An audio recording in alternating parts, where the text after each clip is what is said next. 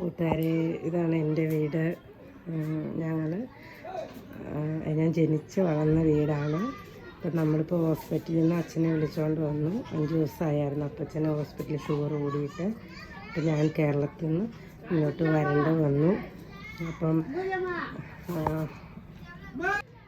കണ്ട കൂട്ടുകാരെ, ഇതൊക്കെ പണ്ട് അമ്മയൊക്കെ ഉള്ള കാലത്ത് എല്ലാം അടുക്കി പെറുക്കി അടുക്കും ചിട്ടയോടെയൊക്കെ ഇരുന്ന വീടാണ്. പക്ഷെ നമ്മൾ അധികം താമസിച്ചത് കേരളത്തിൽ തന്നെയായിരുന്നു.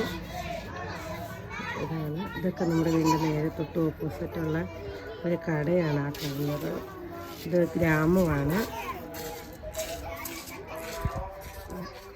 ഈ സ്ഥലം സ്ഥിതി ചെയ്യുന്നത് നമ്മൾ തേനിക്കും വത്തലകുണ്ടിനും ഇടയ്ക്കാണ്. ദേവദാനപ്പെട്ടി എന്ന് പറയും. കണ്ട എല്ലാ വീടെല്ലാം അപ്പടി പോവാറായി. അപ്പച്ചനിവിടെ വെക്കുമ്പോൾ കുടിയൊന്നുമില്ല.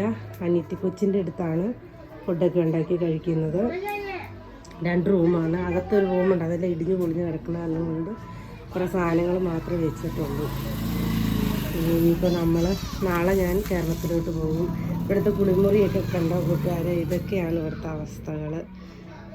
ഇനിയിപ്പോൾ ഇതെല്ലാം മാറ്റിയിട്ട് അച്ഛൻ കുളിക്കും. അനിയത്തിയുടെ വീട്ടിൽ പോയി ഫുഡൊക്കെ കഴിക്കുന്നത്. ഇവിടെ ഒരു കട്ടിലുണ്ട്, മടക്ക് കട്ടിൽ. അതിട്ടിട്ട് അപ്പച്ചൻ കിടക്കും. പ്രായമായത് കാരണം കൊണ്ട് അപ്പച്ചൻ അങ്ങോട്ട് കേരളത്തിലോട്ട് വരുന്നില്ല. ഞാൻ ആകുന്ന വിളിക്കുന്നുണ്ട് എൻ്റെ കൂടെ ഒന്ന് നിർത്താനായിട്ട്. പക്ഷേ അപ്പച്ചൻ വരാൻ തയ്യാറാവണില്ല. ഇവിടെ അനിയത്തിയുടെ ചെറിയ മക്കളാണ്, അവരെ ഇട്ടിട്ട് വരില്ല എന്ന് പറഞ്ഞുകൊണ്ട് അവരുടെ കൂടെ നിൽക്കുവാണ്. അപ്പം ഇതാണ് എൻ്റെ വീട്. വർഷങ്ങൾ അപ്പച്ചൻ്റെ കാരണവന്മാർ കഞ്ഞി വെച്ച് കുടിച്ച അടുപ്പൊക്കെയാണിത്. ഇതൊക്കെ കാണുമ്പോൾ നമുക്ക് ഭയങ്കര ഒരു സന്തോഷമാണ്. മനസ്സിൽ വിഷമമുണ്ട് നമുക്ക് അച്ഛനൊക്കെ ഇങ്ങനെ താമസിക്കുന്നതിൽ. പക്ഷേ അതിനകത്തൊരു സന്തോഷമുണ്ട്. അപ്പം ഇതൊക്കെയാണ് തമിഴ്നാട്ടിലെ എൻ്റെ വീട്ടിലെ ചെറിയ വിശേഷങ്ങൾ. ഇനിയുള്ളത് ഇടയ്ക്ക് ഇടുന്നതായിരിക്കും.